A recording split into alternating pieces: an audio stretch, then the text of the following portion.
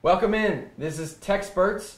You might see it in the East Carolinian once a week. Here's the panel. I'm Ronnie. This is Brian Woodkovich. This is Jesse Deal, Josh Graham, and Dan Hunt, the sports editor of the East Carolinian. Let's dive right in. We're going to talk about South Florida and ECU this weekend in Tampa. The keys to ECU's victory. Dan, what do you think the Pirates have to do to come away with a victory in Tampa? Well, they have to score points. I mean, it's as simple as that. They have to put the ball in the end zone. If you get out of rhythm, I hate to reference Tulane last year, but there were times at the beginning of the game where they just got out of rhythm offensively, and you're punting, and then all of a sudden, hey, you're down 11 points to a team that's worse than you. If you're talking about the keys to the game for South Florida and East Carolina, I think the first thing you have to look at, the Pirates trying to get off to a good start. 65,000 person stadium, capacity crowd, but they're only going to have about 30,000 maybe, and it's going to seem like a whole lot less when you're talking about the cavernous environment that's in. So the environment's going to maybe be an issue. East Carolina last year at Tulane played in a similar environment, and ECU didn't punch the ball in the red zone, and that's been a big-time problem for the Pirates on the road. In that game, South Carolina this year, when they were at Williams-Brice Stadium, couldn't punch it into the end zone. They have to be able to do that, and they have to do it early on. I think it's important for the Pirates to get into the swing of things early offensively. On defense, the secondary has a chance to rebound after somewhat of a shaky game last week. You know, Josh and Jesse both kind of touched on it a little bit. As Josh said, they got to score in the red zone. You can't let this team get momentum. If you drive 70 yards on a field and you kick a field goal, that plays more to the defensive team's hands, you know what I mean? And another thing, when you looked at the game last week against SMU didn't run the ball at all, pretty much. And you saw the ECU defense biting on the play action passes. And, for this game, USF's going to be trying to have a deliberate running attack. They're going to be trying to run up the middle. The game for them is going to go right through their running back, and they just can't give up that big play on the play action. And that plays right into Rick Smith's hands if you really think about it. They look at the defense. They don't really. You guys can look at it. You guys seen the defense this last couple of years.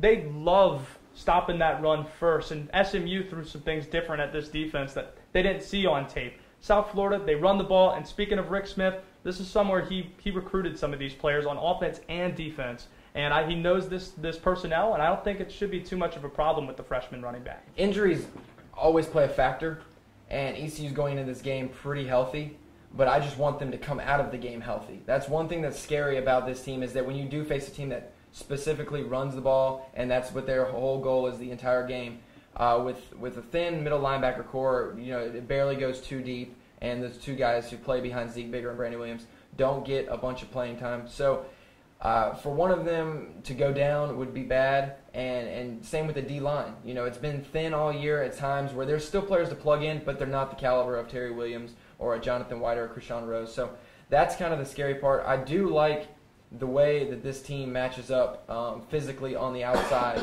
with the wide receivers and the DBs on both sides of the ball. I think that ECU's wide receivers can do what they do best and get those short passes and break a couple tackles and go deep. But some of the receivers like Cam Worthy, I think that he will be a big factor, and we'll probably touch on that in just a little bit. But he will be a big factor because of his size. Mm-hmm. And that's one thing you can't teach. It starts up front. It's got to be with your D-line. I know it's a 3-4 scheme and it's a lot of zone blitzing, but those guys just didn't get much of a push when it come on passing downs last week, and I think that's going to be key. Obviously, it always is. Yeah, you're going to have to see that. Linebackers are going to have to help clog up the middle. With that 3-4, they have the speed. The linebackers, blitzes from the outside maybe. This is a team that's completing less than or about 40% of their passes. You get pressure on these quarterbacks, you can force them to make some pretty bad decisions. Not good. One thing that is good for the linebackers is that when it is a chance to run to the quarterback, that's all they have to focus on, because Marlon Mack out of the backfield has 10 catches for 20 yards this season. Most of the games he's ended in negative because of screenplays. So they don't throw the ball out of the backfield much, which is, it's typical. You can read what they're going to do on defense, and Rick Smith's shown at South Florida, at his other coaching venues, that when he knows how to key in on a team, he can turn them over, and he turns them over at a high rate.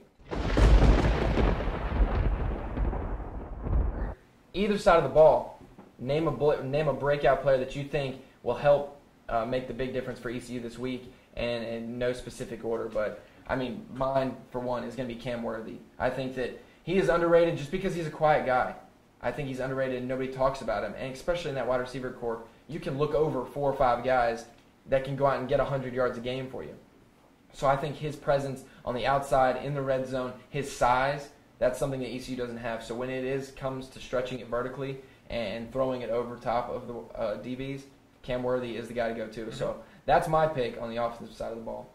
Yeah, for me, I'm going to go – I touched on it earlier. I'm going to go with Terry Williams.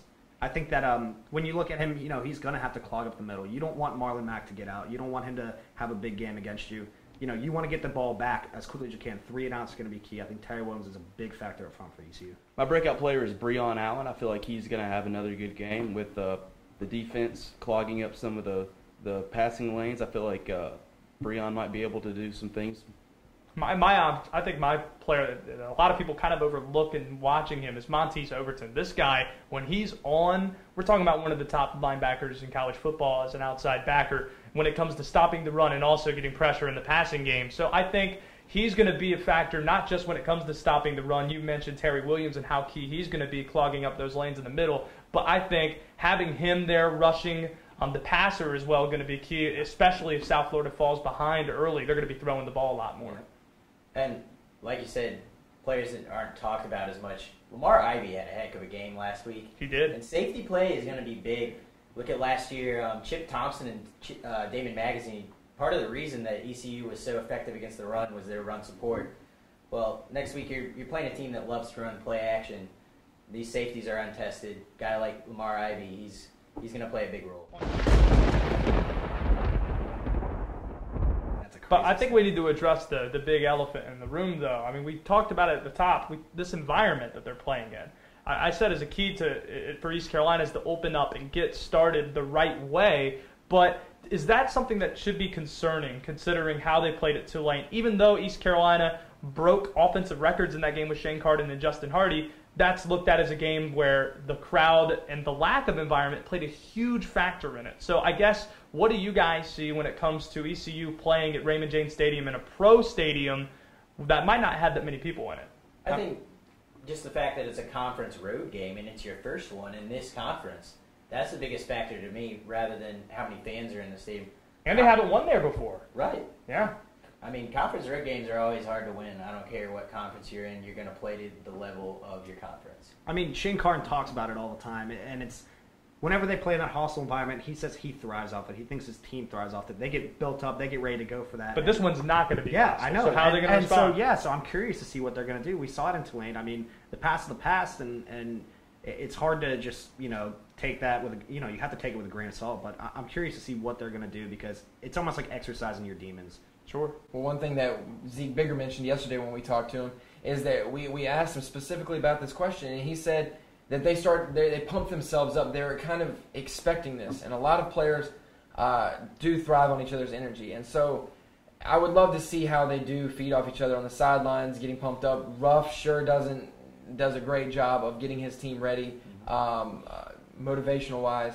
So, and we've seen it, though. We did see it last year. I'm not going to say that this is a brand-new team, but I do think some of the leaders on this team know what it's going to take to survive some of these tough games. You're not going to go drop a 30 to 40-point win on like you have on some of these teams to start the season. So it's going to be tough, and it's going to be a grinded-out game, and that's why I think Jesse is right on point as well, talking about Breon Allen and the running game with the 4 or 5 running backs that they do put in. Their different changes of paces will keep themselves going. I think Rick Smith is the most juiced because they let him go. They told him to get out of town. They said get out of town, and he happened to get in his car and come up to Greenville, and so he is chomping at the bit to get on that plane tomorrow morning to go down to South Florida and prove that he shouldn't have been let go despite their struggles. He's ready. I think he's going to want to go hit somebody. Guys, I mean, South Florida is just begging for a loss. I don't know what will happen on Saturday, but Then what's your prediction, Dan? Well, I'm excited for this game. I mean, I think it's a big barometer for what we can expect from ECU in the new conference. I mean, like Brian said, he talked about exercising demons. Well, ECU hasn't played that great on the road in conference, and they didn't last year. I mean, this year's different, I know that, but if ECU just comes out rolling 19th ranked ECU, if they play like the 19th ranked team in the country, and they prove to the nation then we know what we can expect from ECU going forward. You're with the rest of American. Yeah, I've got 38-20 ECU. What about you? I think East Carolina, I think the odds makers have this one right about right. Playing on the road in the environment they are, you can't really count out South Florida because they're going to be getting, East Carolina's going to get South Florida's best shot as a top 20 team in the country. And it's in South Florida's house on their homecoming. East Carolina's going to win the game, I think, but I think a 2-touchdown game sounds about right. I have it at 31-17. I'm picking the Pirates 34-17. I think the offense is going to continue to roll, especially with the addition of Cam Worthy. And I expect the defense to rebound. Yeah, I'm going 35-17. I just don't see any way ECU loses this game. You look at them, they're riding high. They're on a 4-game winning streak, or they're going for a 4-game winning streak. They're playing in a hostile environment, but I think that, like Dan said, they have a chip on their shoulder now. They have something to prove, extra motivation. All the talk out of the USF camp isn't doing them any favors either. So don't fumble it away if you're amen. East Carolina. Yep. Well, I think all these predictions are so close, and mine's going to follow suit as well. I have 38-21. I think it's going to be a 17-point game, just because we've seen the likes of Maryland, NC State. We've seen what those teams can do, putting points on the board. So I don't think that ECU is going to have that big of a problem. They might stumble in 1 or 2 of the quarters, but I think the other 2 quarters they could put a goose egg on South Florida, as well as ECU putting up a lot of points and kind of bridging that gap. It's worth noting, Maryland won that game in South Florida and had 6 turnovers. Yeah.